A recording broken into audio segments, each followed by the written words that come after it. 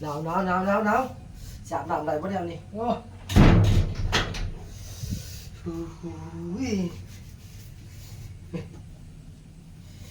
อะไรน้ำก็ต้องอาบปลาผมน้ำบกอยู่โอ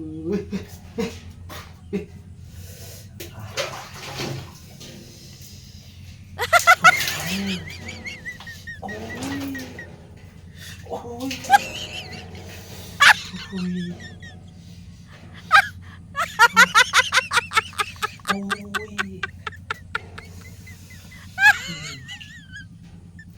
โอ้ยจำหนีก็พอแล้วปวดไวได้ไหมเราให้อายุสันได้อะไรโอ้ยโอ้ย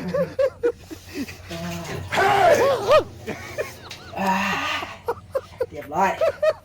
ทำหนาวไม่อยากหรอกมันยำหนาวสบาย